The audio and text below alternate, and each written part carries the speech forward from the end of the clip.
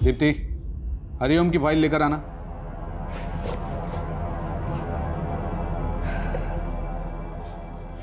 Sir, मैंने ये case पढ़ा है, क्लाइंट से बात भी की है। ये उतना बड़ा केस नहीं है, छोटा मोटा फ्रॉड का केस है। अच्छा। सर, मैं आपके अंडर 2 साल से बहुत कुछ सीख रही हूँ। अगर आपको ठीक लगे तो क्या मैं ये केस देख सकती हूँ, हैंडल कर सकती हूँ? मैंने दीनानाथ की नहीं, हरिओम की फाइल मंगाई थी। जाओ, सही फाइल लेकर आओ। Sorry sir. 2 साल में केस के फाइल के बारे में पता नहीं और केस चाहिए इन्हें।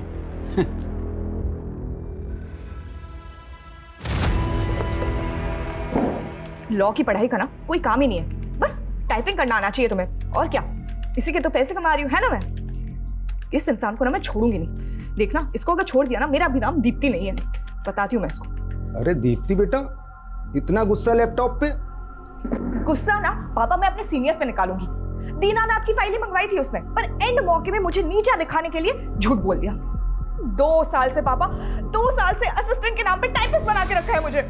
अरे बेटा, मैं तो कहती हूँ कि ऐसी नौकरी को लात मार दो। और वैसे भी शादी के बाद कौन सा तुम्हें नौकरी करना है, घर पे ही तो रहना है।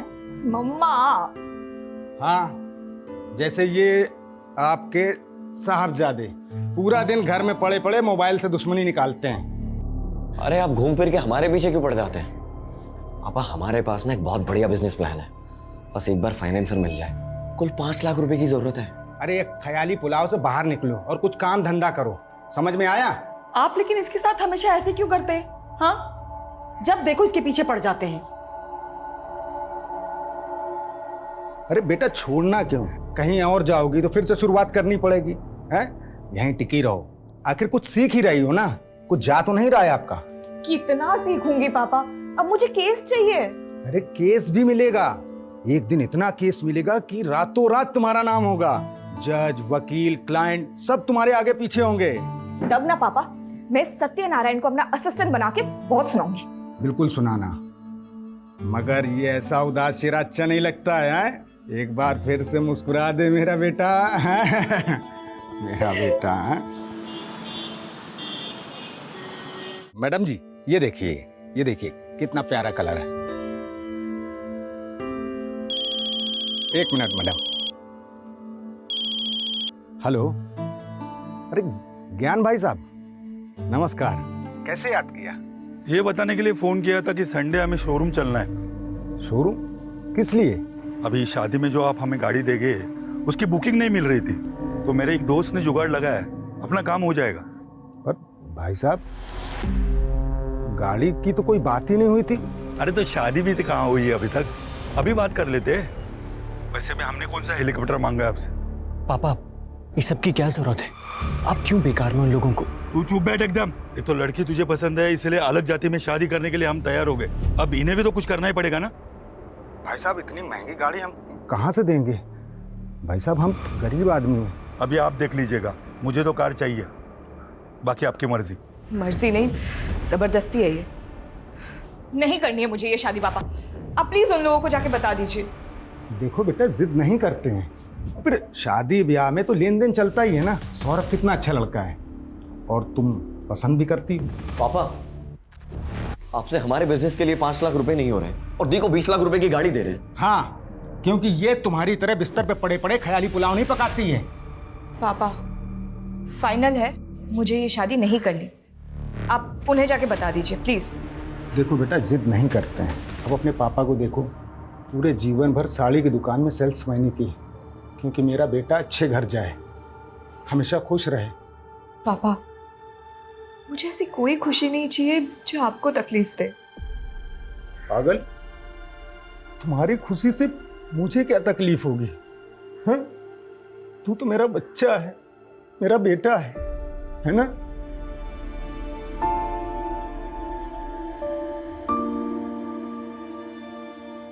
डॉक्टर, 6 साल हो गए हमारी शादी को और 1 साल से तो आपके चक्कर काट रहे, फिर भी बच्चा नहीं हुआ। आप ट्रीटमेंट करवाइए और भगवान पे भरोसा रखिए, सब अच्छा होगा। और लोगों का क्या है, लोग तो बातें करते ही रहते हैं। बाहर वाले क्या, अब तो रिश्तेदार भी हमें ताना मारने लग गए। सब बोलते हैं कि सबको बच्चे हो रहे हैं, बस हमारा ही बच्चा नहीं हो रहा। हम जब मर जाएंगे तो हमारी चिता को आग लगाने वाला भी कोई नहीं होगा।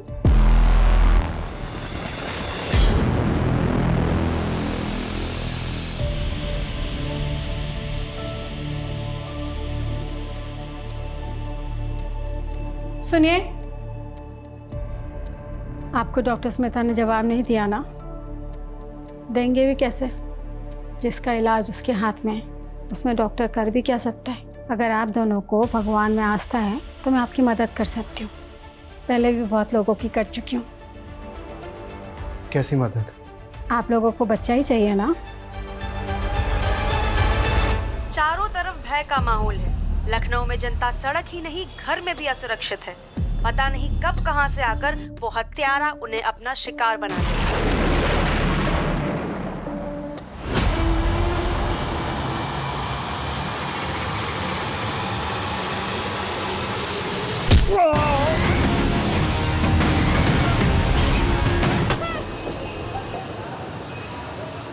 सर, मेरे पापा कल दोपहर 2 बजे घर से निकले थे और अभी तक नहीं लौटे। उनका फ़ोन भी स्विच ऑफ है।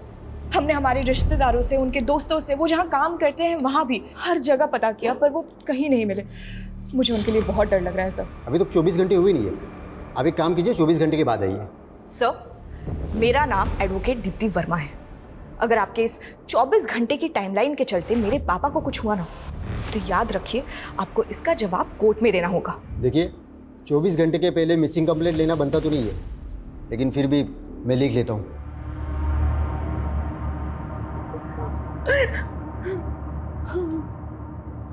देखिए, आप घबराइए मत। अवतार भाई सब जल्दी आ जाएंगे।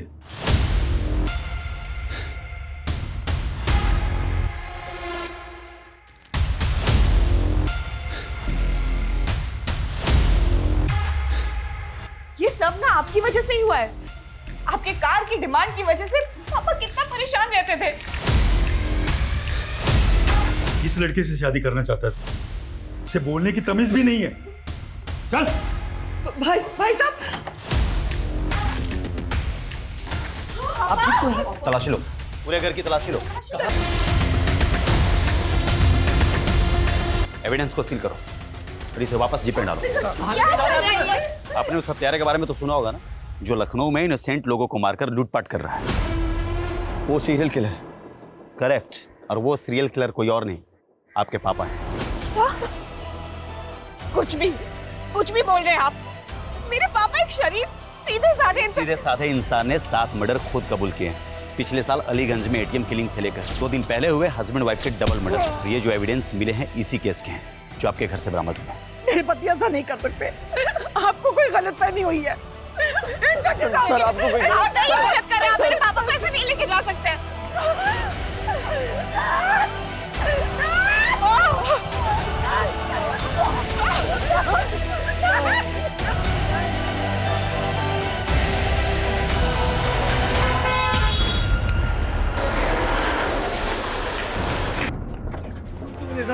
ध्यान से देखिए, सारी की दुकान में काम करने वाला इतना साधारण सा दिखने वाला आदमी 7 मासूम लोगों का हत्यारा है। मेरे पापा जो किसी से ऊंची आवाज में बात तक नहीं करते, आपने उन्हें सीरियल किलर बना दिया। बनाया नहीं है, उन्होंने अपना जुर्म खुद कबूल किया है और खुद सबूत भी बरामद करवाया है। कबूल नहीं किया, करवाया गया है, टॉर्चर करके। सब प्लीज आप। दीप्ति, मैंने ये केस बारीकी से पढ़ा है। सारे सबूत तुम्हारे पापा के खिलाफ है और उन्होंने कन्फेशन भी दिया है। कोई चांस नहीं है। सब मेरी बात सुनिए, ये पूरा केस ही झूठा है। यहाँ पुलिस फाउल प्ले का। मैं ये केस नहीं लड़ सकता, सॉरी। सब बट मेरी। मैडम जी, मैं समझ सकता हूं बड़ा मुश्किल है ये कि पुलिस को पिछले 1 साल से जिस सीरियल किलर की तलाश थी वो कोई और नहीं बल्कि आपके पापा हैं। नहीं है मेरे पापा किलर। मैं कोर्ट जाऊंगी और इस बात को साबित करूंगी, पर हार नहीं मानूंगी। जरूर जाइए दीप्ति जी, ये आपका हक है। पर एक बात याद रखिएगा, कोर्ट में भी ये बात साबित होगी कि 7 लोगों को मारने वाला कोई और नहीं बल्कि आपके पापा हैं।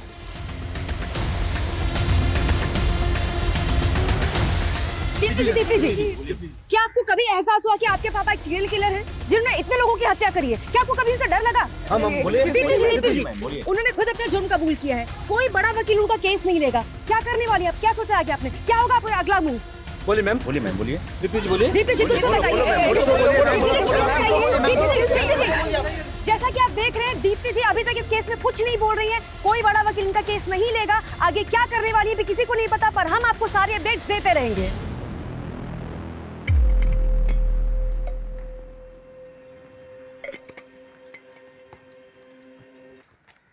योर ऑनर, पुलिस ने मेरे पिता अवतार वर्मा को 8 अगस्त 2022 को किडनैप किया, टॉर्चर किया और जबरदस्ती उनसे वो जुर्म कबूल करवाए जो उन्होंने किए ही नहीं थे। ऑब्जेक्शन माय लॉर्ड, ये बिना किसी पुख्ता सबूत के पुलिस पर इल्जाम लगा रही है, जैसे पुलिस कोई किडनैपिंग गैंग चला रही है। मिस दीप्ति, आपने अपने पिता की मिसिंग कंप्लेंट लिखवाई थी? ये है मेरे पिता की मिसिंग कंप्लेंट की कॉपी जो हमने लिखवाई थी। बावजूद इसके पुलिस ने हमें 2 दिन तक कुछ इन्फॉर्म नहीं किया। कैसे इन्फॉर्म करता योर ऑनर? अक्यूज ने 2 दिन तक मुंह ही नहीं खोला। कौन है, कहाँ रहता है, क्या करता है? वो मेरे पिता से उनका नाम, पता, ये सब जानने के लिए उन्हें टॉर्चर करते रहे। जब पुलिस मेरे पिता को घर पे लेके आई थी तो उनकी क्या हालत थी? वो अपने पैरों पे चल भी नहीं पा रहे थे। कौन है आपका गवाह? माय लॉर्ड, मैं कोर्ट को उनकी लिस्ट दूंगी, पेशी करवाऊंगी उनकी। दीप्ति जी, कोर्ट में मनगढ़ंत कहानियां नहीं, सबूत चलते हैं जो अवतार वर्मा के खिलाफ पुलिस के पास है और जो कोर्ट में पेश किए गए हैं। कौन से सबूत? वो गोल्ड क्यूब, घड़ी, पैसे जिसमें खून लगा हुआ था, जो खुद पुलिस ने हमारे घर पे प्लांट किया है, क्योंकि ऑनेस्टली ना उनके पास फॉरेंसिक टीम थी और ना ही सर्च वारंट। सर, वारंट और फॉरेंसिक रिपोर्ट के लिए हमने बोला था, लेकिन उसमें लेट होने वाला था। हमें एविडेंस को सिक्योर करने थे और डर था कि एविडेंस के साथ छेड़छाड़ की जा सकती है। अच्छा, इसीलिए उनको पूरे परिवार को हॉल में बंधक बनाना पड़ा और पुलिस खुद बेडरूम में जाके सबूत लेके भी आ गई। एविडेंस कलेक्शन की कोई रिकॉर्डिंग नहीं की गई। सर, रिकॉर्डिंग भी की है और कोर्ट में सबमिट भी किया है। I object your honour. यहाँ जिस रिकॉर्डिंग की बात हो रही है वो पुलिस ने खुद की है, किसी ऑथराइज्ड वीडियोग्राफर के थ्रू नहीं हुई है। वाह दीप्ति जी वाह, कभी आप कहती है कि रिकॉर्डिंग हुई नहीं है, फिर आप कहती है कि पुलिस ने रिकॉर्डिंग कर ली है, ऑथराइज्ड वीडियोग्राफर ने रिकॉर्डिंग नहीं की। आपका ऑब्जेक्शन किस बात पे है? वीडियो की क्वालिटी पे? क्या अच्छा नहीं दिख रहा है? दीप्ति जी, अगर हम मान भी ले कि आपके पिता इनोसेंट हैं, फिर भी पुलिस के पास क्या कारण है कि वो उन्हें झूठे केस में फंसाएगी? अपने रेपुटेशन को बचाने के लिए। हम सबको पता है पिछले 1 साल से पुलिस किलर को नहीं पकड़ पाई है। फिर अचानक एक दिन उन्होंने मेरे पापा को पकड़ा और जेल में डाल दिया, जबकि एक्चुअली सीरियल किलर अभी तक बाहर घूम रहा है। 7 लोगों का मर्डर हुआ है। सच का जानना जरूरी है, जो पुलिस इन्वेस्टिगेशन में सामने नहीं आ पाया है। ये कोर्ट ऑर्डर देती है कि इस केस की जांच क्राइम ब्रांच से करवाई जाए, ताकि सच जनता के सामने आ सके। सीरियल किलर केस जांच में गड़बड़ी के आरोप के बाद केस क्राइम ब्रांच को सौंप दिया गया है, इस उम्मीद के साथ कि सच सामने आएगा। जो किलर पिछले 1 साल से पूरे शहर के लिए खौफ बना हुआ था, पुलिस की नींद उड़ाई हुई थी, किशन और अनीता के मर्डर के 2 घंटे बाद ही इतनी आसानी से उसको अरेस्ट कर लिया तुमने। कैसे? आसानी से नहीं सर, पिछले 1 साल से दिन रात एक कर रखा था हमने। फिर उस दिन जब मुझे डबल मर्डर की खबर मिली, मैं फौरन क्राइम सीन के लिए निकला। रास्ते में मुझे अवतार दिखाई दिया, बहुत ही अजीब बिहेव कर रहा था वो। उसके कपड़ों पर खून लगा हुआ था। हम उसे पूछताछ के लिए पुलिस स्टेशन ले गए, जहां उसने कबूल किया कि मर्डर्स उसने ही किए और उसने मुझे यह भी बताया कि मर्डर वेपन कहां छुपाए हुए हैं। उसके बाद उसने इसके पहले 5 मर्डर भी एक के बाद एक कबूल किए। पहला देशराज, दूसरा फौजिया और उसकी बहू शिबा, चौथा किरण और 5वां ओमका।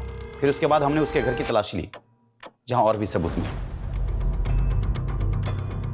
सर, हमने जब इन केसेस के सबूत और गवाहों को क्रॉस वेरीफाई किया तो सब मैच कर रहे थे। किशन और अनीता के घर से जो लूट हुई थी, वो सारा सामान मिला? उसने सिर्फ ये बताया कि उसने गहने चुराए थे, तो वो अभी भागते वक्त कहीं रास्ते में गिर गए। पर उनके घर से तो अच्छी खासी लूट हुई थी और उसने सिर्फ गहने कबूल किए और तुमने बड़ी आसानी से उस पर यकीन कर लिया। उसने बाकी की चोरी कबूल नहीं की, लेकिन 7 मर्डर्स कबूल कर लिए। सर, उसने जो मुझे बताया मैं आपको वही बता रहा हूं। मतलब ना तुम्हारे पास कोई पुख्ता सबूत है, ना गवाह, ना मर्डर्स का और ना ही अवतार की गिरफ्तारी का। सर, आप मुझ पे शक कर रहे हैं? शक नहीं कर रहा हूं, फैक्ट बता रहा हूं। फैक्ट। जैसे 2 दिन तक अवतार तुम्हारी कस्टडी में था, लेकिन तुमने उसकी फैमिली तक को नहीं बताया। सर हमने कोर्ट को बताया था कि उसने अपनी पहचान को छुपाने के लिए 2 दिन तक मुंह नहीं खोला। तो फिर तुमने टॉर्चर करके उसका मुंह खुलवाया। आप भी पुलिस डिपार्टमेंट से हैं, जानते होंगे 7 मर्डर करने वाला क्रिमिनल प्यार से तो मुंह खोलेगा नहीं। तो कुल मिलाकर तुम ये एक्सेप्ट कर रहे हो कि उसने कबूल किया नहीं, तुमने उससे कबूल करवाया। सर इस केस के फाइल आपके पास है, आप देख सकते हैं। अरविंद आखिरी बार पूछ रहा हूं, इन्वेस्टिगेशन में कोई गड़बड़ी हुई है, कोई फॉल प्ले? नो सर, अवतार ही वो सीरियल किलर है जिसे हम पिछले 1 साल से तलाश कर रहे थे, जो बहुत मुश्किल से पकड़ा गया है। सर मैं तो अपनी बेटी दीप्ति की शादी के लिए पैसों का इंतजाम ना हो पाने की वजह से परेशान था। अरे भाई साहब ये पुराना सोना है, मेरी मजबूरी है इसलिए हम इसको बेच रहे हैं। अगर थोड़ा बहुत और ज़्यादा हो जाए तो देख लीजिए आप। नहीं, इससे ज़्यादा नहीं हो सकता। सर मैं भाग नहीं रहा था, मैं तो परेशान होकर रोड के किनारे बैठा था, तभी इंस्पेक्टर साहब की गाड़ी वहाँ के रुकी। हेलो, यहाँ क्या कर रहा है? कुछ नहीं साहब, वो थक गए थे तो बैठ गए यहाँ पे। घर किधर है तुम्हारा? साहब यहीं पास में है आगे। चल बैठ गाड़ी में, मैं भी उधर ही जा रहा हूँ, छोड़ देता तुम। पीआई अरविंद का कहना है कि जब उन्होंने आपको पकड़ा तो आपके कपड़ों पर खून लगा था। किशन और अनीता के खून से सने वो कपड़े उन्होंने हमें दिए हैं, तो फिर वो खून कहाँ से आया? सर ये तो हमें नहीं मालूम सर, वो मुझे पकड़ के थाने ले गए और वहाँ उन्होंने हमारे सारे कपड़े उतरवा दिए और साहब 2 दिन तक हमारे साथ मारपीट करते रहे। बोले कि मैं जो कहता हूँ वो कबूल करो, अगर मैं कबूल नहीं करता तो सच में वो मुझे जान से मार देते साहब। किशन और अनीता के मर्डर के अलावा आपने 5 और मर्डर कन्फेस किए। ये तो मुझे पता भी नहीं था साहब, वो जहाँ बोलते गए मैं साइन करता गया और साहब मुझे झूठे केस में फंसा दिया। लेकिन वो ऐसे क्यों फंसाएंगे?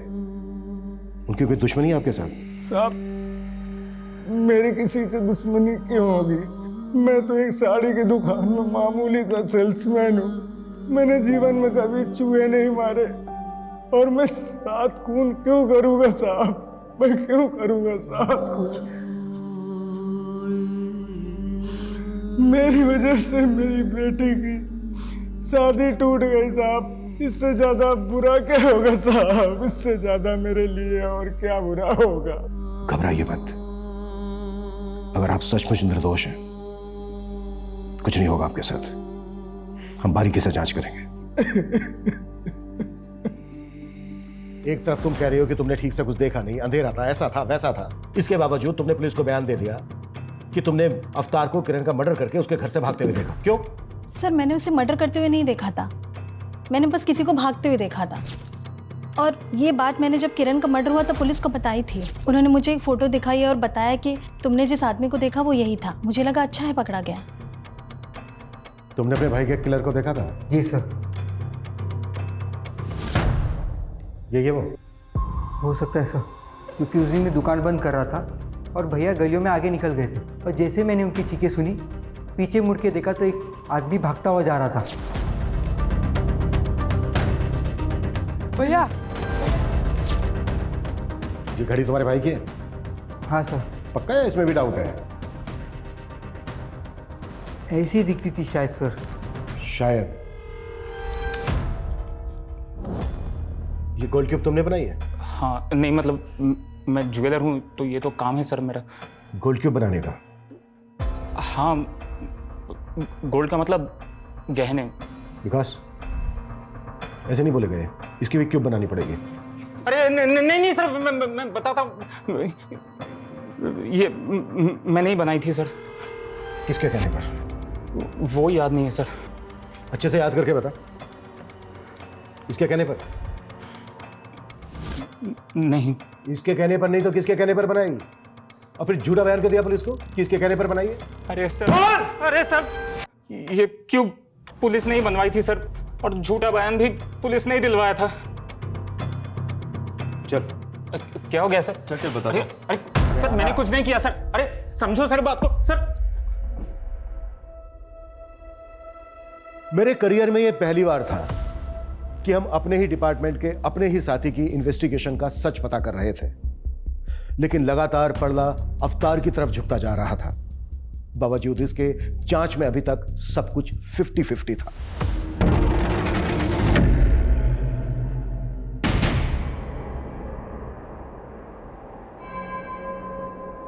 किशन, अनीता के मर्डर केस की इंफॉर्मेशन तुम्हें किसने दी? ऑफिशियल या फिर कोई पर्सनल सोर्स था? उससे क्या फर्क पड़ता है सर? बताता हूं।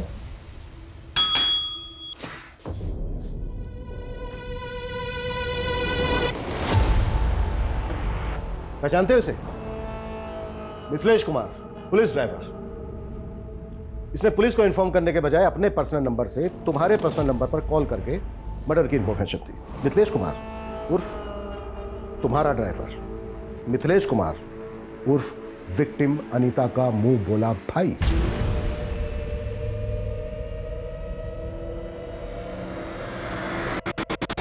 हाँ, तो इसे डायरेक्ट पता चला और इसने मुझे डायरेक्ट कॉल किया, तो इसमें क्या हो गया? हुआ ये कि क्राइम सीरियल किलर की तरह किया गया, और अगर ये उसी ने किया है तो वो एक बार फिर तुम्हारे हाथ से निकल गया। तुमने ये भी जानने की कोशिश नहीं की कि किसी ने सीरियल किलर की कॉपी करके फायदा उठाने की कोशिश तो नहीं की। तुमने बस आनन फानन में अवतार को उठाया और एक डबल मर्डर केस को सीरियल किलर केस से जोड़ दिया, सिर्फ इसलिए कि पिछले 1 साल से सीरियल किलर की हड्डी जो तुम्हारे गले में अटकी थी किसी ना किसी तरह से वो निकल जाए, बस।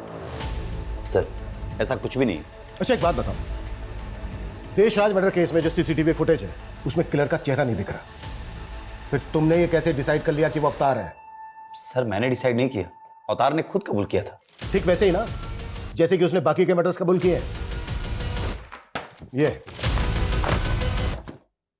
ये अवतार की मेडिकल रिपोर्ट 1 महीने से ज्यादा हो गया है, उसकी अंदरूनी चोट भरी नहीं है, अभी तक बरकरार है।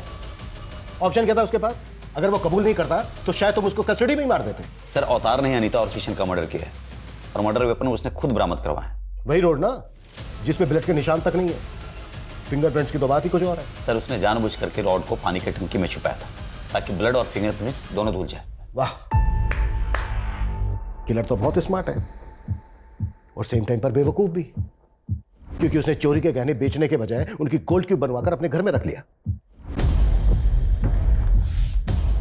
किरण मर्डर केस की विटनेस माला, उसने तुम्हें नहीं बताया, बल्कि तुमने उसे बताया कि उसने जिस भागते हुए आदमी को देखा था वो अवतार है। ठीक वैसे ही जैसे ओम के भाई दिनेश को तुमने बताया कि उसने भी जिस भागते हुए आदमी को देखा था वो अवतार है। इन दोनों ने तो अवतार को पहचाना भी नहीं। मर्डर के वक्त जो उन्होंने स्टेटमेंट दी थी उसमें भागते हुए आदमी को अवतार के साथ रिप्लेस करके उसे बयान की शक्ल देकर उनके स्टेटमेंट पर साइन ले लिए। दिनेश ने अपने भाई की घड़ी तक को नहीं पहचाना है।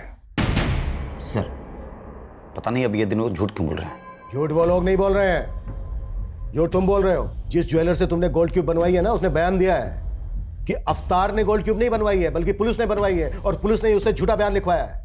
ठीक है, मैं मानता हूं कि इस सीरियल किलर केस में मैंने उसे गलत तरीके से फ्रेम किया ताकि ये सीरियल किलर केस का सरदर्द हमेशा के लिए खत्म हो जाए। और ये सच है सर कि अनीता और किशन का मर्डर अवतार ने किया। बस कर अरविंद, बस कर, कुछ तो शर्म कर यार। एक डबल मर्डर केस को सीरियल किलर मर्डर केस के साथ जोड़कर तुमने ना सिर्फ इस केस को खुला छोड़ दिया है, बल्कि उस सीरियल किलर को भी मैसेज दे दिया है कि तू आजाद है, जो चाहे करना चाहे कर, हम तुझे ढूंढ ही नहीं रहे, हम तो ऑलरेडी किसी को बलि का बकरा बना चुके हैं। जा सकते हो तुम, सस्पेंशन लेटर बहुत जल्द तुम्हें मिल जाएगा। सर, मैं सच बोल रहा हूं, अवतार ने ही अनीता और किशन का मर्डर किया। Please go. Okay sir.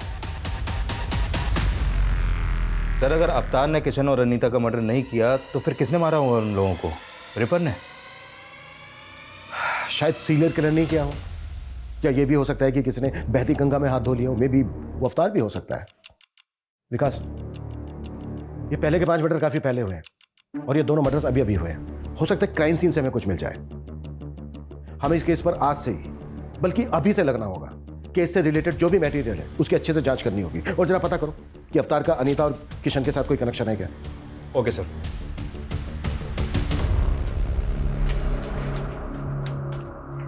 गर्मा गर्म पकौड़े। ओह वाह। लो, हाथ गंदे है ना, पहले हाथ धो लो।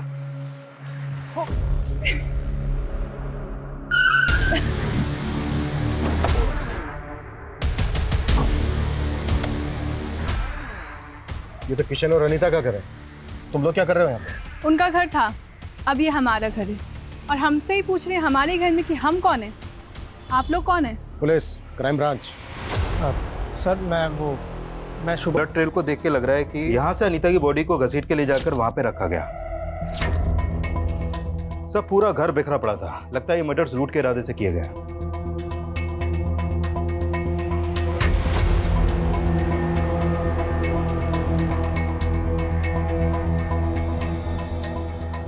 बॉडीज को तुम लोगों ने पहले देखा था? जी। क्या टाइम हुआ था तब?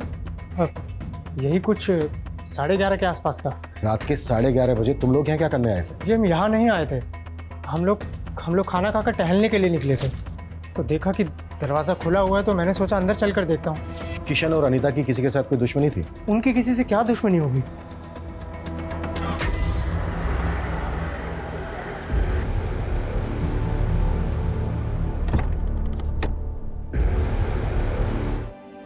पापा हमेशा से कहते थे कि मुझे एक बहुत बड़ा केस मिलेगा, पर मुझे नहीं पता था कि मैं पापा के लिए केस लड़ूंगी। चुप हो जा बेटा, सारी जिंदगी तेरे पापा ने तेरे लिए संघर्ष किया, लेकिन आज तूने उनका कर्ज चुका दिया बेटा। नहीं माँ, मैं मर भी जाऊं ना तो पापा का कर्ज कभी नहीं चुका सकती। Welcome back. और कैसा है मेरा बेटा? बिल्कुल ठीक।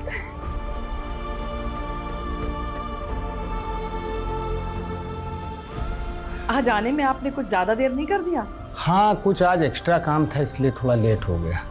वैसे पापा, सैटरडे संडे को आपको ऐसा क्या काम होता है? बेटा वही काम बेटा जिससे कुछ एक्स्ट्रा पैसे आ सके, ताकि हम आपको एक बड़ा वकील बना सकें। सर, ये किशन का भाई शुभम और उसकी पत्नी कुछ टेढ़ी खीर नहीं लग रहा है? टेढ़ी खीर तो है। इन दोनों पति पत्नी के बारे में पता करो। Okay sir. एक बात मुझे बहुत परेशान कर रही है। क्या सर? अगर अवतार सीरियल किलर नहीं है तो इसका मतलब यह है कि सीरियल किलर अभी भी आजाद घूम रहा है और वो किसी और को भी अपना अगला शिकार बना सकता है।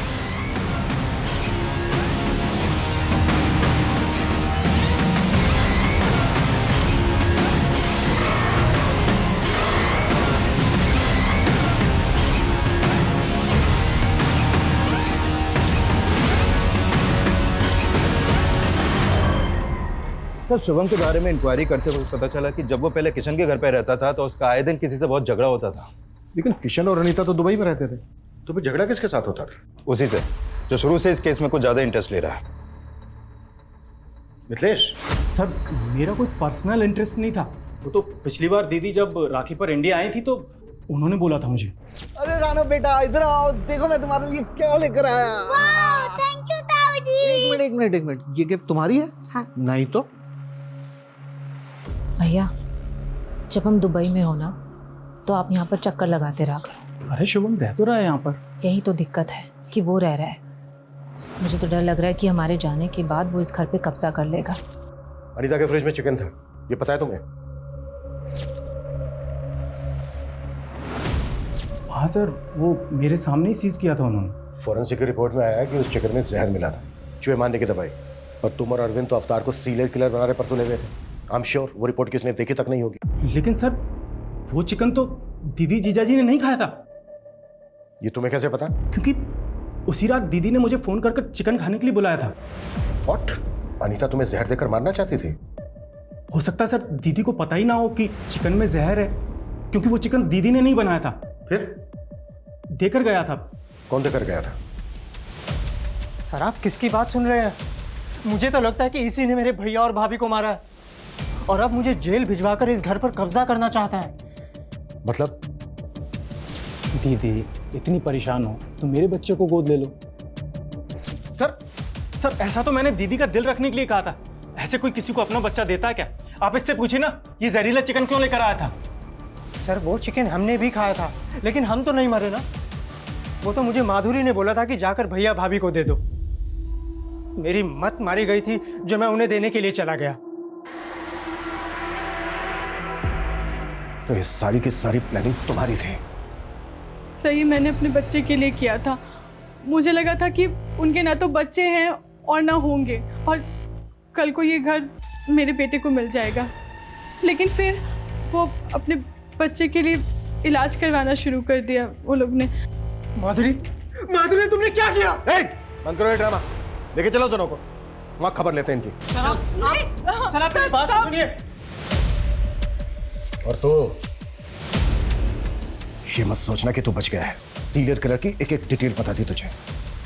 किशन और अनीता का मर्डर बिल्कुल वैसा ही हुआ है। मैंने ऐसा कुछ भी नहीं किया सर। अगर किया है तो सोच ले, नौकरी तो जाएगी जाएगी, अंदर भी जाएगा, वो भी लंबा। सर अगर वाकई में अनीता और किशन के डबल मर्डर्स में इनका हाथ हुआ तो हमारी मुश्किलें और भी बढ़ने वाली हैं, क्योंकि वो सीरियल किलर यानी कि रिपर अभी भी खुलेआम घूम रहा है।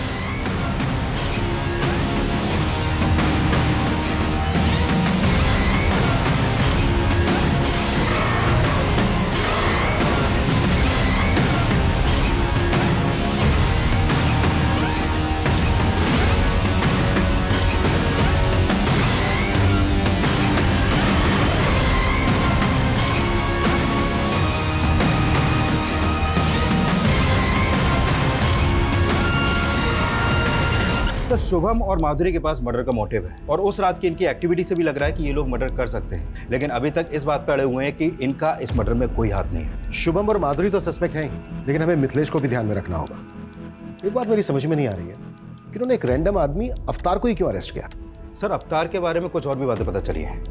ये बात सही है कि एक सिंपल सा आदमी है, साड़ी की दुकान में एक सेल्समैन है, लेकिन सर इसके अलावा ये 7-8 साल पहले थिएटर भी करता था। एक्टिंग का शौक था सर। सैटरडे संडे इसके शो भी होते थे, लेकिन सर ये एक्टिंग में कुछ खास अच्छा नहीं था, इसलिए एक्स्ट्रा अर्निंग के लिए मेकअप आर्टिस्ट बन गया।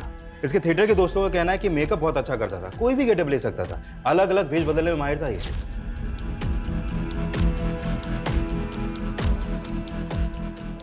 सर आपने अभी की ब्रेकिंग न्यूज देखी? क्या न्यूज है? जैसी करनी वैसी भरनी का ताजा उदाहरण है लखनऊ सीरियल किलर केस का मामला। जब वो दबे पांव अपना अगला शिकार करने जा रहा था, लोगों ने उसे देखा और उन्हें शक हुआ। सर ये तो बच्चा है, माइनर है, इसकी हालत देख के लगता नहीं है कि ये किसी बच्चे को भी कंट्रोल कर सकता है। सर मुझे लगता है कि भीड़ ने गुस्से में आके फिर एक बच्चे की जान ले ली। सिचुएशन को कंट्रोल करना पड़ेगा। इस रिपर ने पूरे शहर को पैनिक कर दिया है। लोग इतने डरे हुए हैं कि किसी की भी जान लेने पर उतार हुए हैं। सर अनीता और किशन के कॉल रिकॉर्ड आ गए हैं। उनके कॉल रिकॉर्ड में किसी बाबा का नंबर तो नहीं मिला है, लेकिन एक नंबर है जिस पर मर्डर वाले दिन किशन ने कई बार कॉल किए हैं, और लास्ट कॉल रात 11 बजे के आसपास हुई है। कौन है वो? राधा। सर ये उसी क्लिनिक में नर्स है जहाँ पर किशन अनीता का इलाज करवा रहा था। मर्डर वाली रात इन दोनों की लोकेशन किशन के घर के आसपास की थी। दोनों सर मुझे यहाँ क्यों लेके आए? मैंने क्या किया है? सब पता चल जाएगा। उधर देखो मुकेश। गुड, काफी समझदार हो दोनों। अब डायरेक्टली पूछ रहा हूं, मार खा के बोलोगे या फिर बिना मार खाए? बोलो।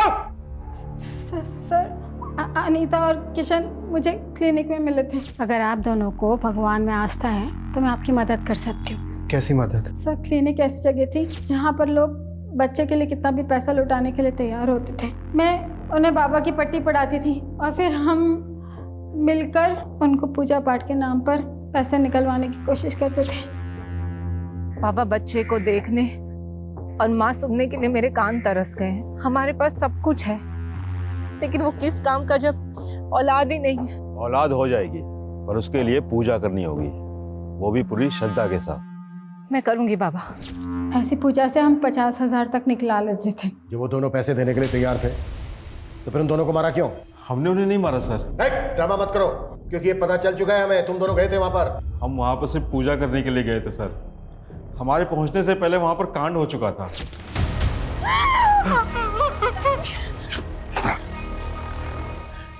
पागल हो यो, जो होना था वो तो हो चुका है, हम खाली हाथ क्यों जाएं?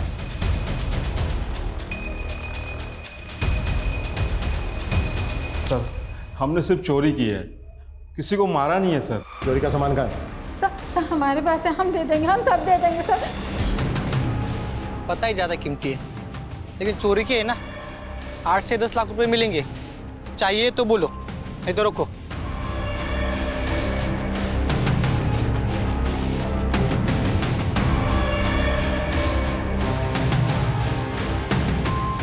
सर, खबरी ने टिप दिया, अनीता की सोने की चूड़ियां चोर बाजार में बेची गई हैं। बेचने और खरीदने वाले की कोई इन्फॉर्मेशन? खरीदने वाले की है, बेचने वाले की वो बताए। सर सर, राधा और बाबा ने जो सामान चोरी किया था, वो सामान भी, साड़ी भी मिली है, जो ठीक उसी दिन खरीदी गई थी जिस दिन अनीता और किशन का मर्डर हुआ था। इसमें सर स्लिप है, उसमें डेट भी पड़ी हुई है।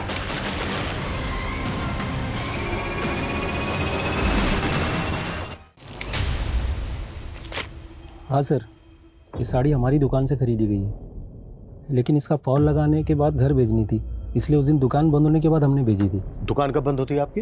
दुकान 9 बजे बंद हो जाती है साहब, लेकिन सब समेटते समेटते 10 बज जाते हैं। इस साड़ी को देने कौन गया था?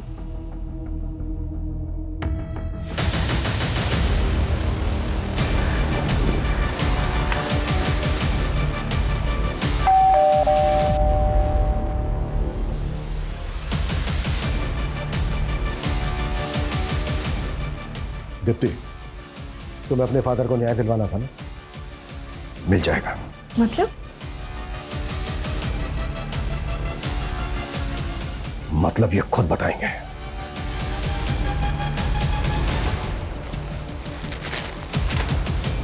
ये है ना वो साड़ी जो तू अनीता को डिलीवर करने उसके घर गया था, और जब हमने तेरे से पूछा कि किशन और अनीता को जानता है क्या, तो क्या बोला तूने? कि तूने उनको कभी देखा नहीं। इतनी कमजोर याददाश्त है तेरी। देखिए, आप मुझे फंसा रहे हैं। मैं मीडिया में जाके बोलूंगा कि आप लोग मुझे जबरदस्ती। अभी बाहर मीडिया से जाकर मैंने बोल दिया ना कि ये सारी की सारी प्लानिंग तेरी बेटी की थी। तो जितना टाइम लगा है ना उसे अपना नाम बनाने में, उससे कहीं कम टाइम लगेगा उसका नाम खत्म होने में। अब बोल, अकेले जेल जाएगा या फिर अपनी बेटी के साथ? दीप्ति, दीप्ति मेरी बेटी मेरी जान है। उसके लिए एक बड़े घर का रिश्ता आया, तो मुझे लगा कि मेरी बेटी बड़े घर जाएगी तो जीवन भर खुश रहेगी, पर उन्होंने शादी में 20 लाख की कार मांग दी। मैं बहुत परेशान था, कुछ समझ में नहीं आ रहा था।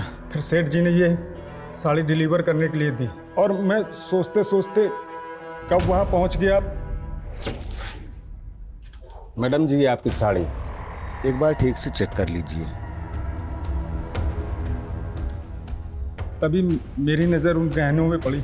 उसके गहने मेरे दिमाग में घूमते रहे कि अगर ये गहने मुझे मिल जाएंगे, मेरी बेटी की शादी अच्छी से धूमधाम से हो जाएगी। सीरियल किलर के बारे में टीवी में देखा था, तो ठीक उसी तरह उनके सारे गहने ले लिए थे। पर मैं इतना डर गया था, डर के मारे इधर उधर भटक रहा था, और तभी वहाँ पुलिस की गाड़ी आ गई। तू एक आम आदमी है, इतना बड़ा क्राइम करके तूने पुलिस को बेवकूफ़ बनाया, कैसे? सर, मेरी बेटी वकील है, और उससे केस के बारे में बातचीत होती रहती थी, तो मुझे समझ में आ गया था कि पुलिस को कैसे घुमाना है। घुमाया तो बहुत तूने, लेकिन अब तेरी बारी है। देशराज, फौजिया, शिवा, किरण, ओम के मर्डर करने में तूने अपने मेकअप आर्टिस्ट होने का फायदा उठाया। चेहरा बदल बदल के मर्डर किए तूने, ताकि कोई देखे भी तो बाद में पहचान ना पाए। साहब, मैं मेकअप आर्टिस्ट था, पर मैंने ऐसा कुछ नहीं किया जो इल्ज़ाम आप मुझ पे लगा रहे हैं। पहले उन लोगों ने मारपीट करके सीरियल किलर बनाया, और अब आप भी वही कर रहे हैं। साहब, मैं मानता हूं कि मैंने अनीता और किशन को मारा है, बाकी मैंने किसी को नहीं मारा है। मैं सच बोल रहा हूं साहब। किशन और अनीता के मर्डर्स अवतार वर्मा ने कबूल कर लिए हैं, इसके पुख्ता सबूत भी है हमारे पास। पर बाकी के 5 मर्डर्स वो हमेशा की तरह डिनाई करता रहा। हालांकि हमने बहुत कोशिश की, पर साबित करना हमारे लिए आसान नहीं था। इसके बावजूद हम आज भी पूरी कोशिश कर रहे हैं उन केसेस को सोल्व करने की। जय हिंद।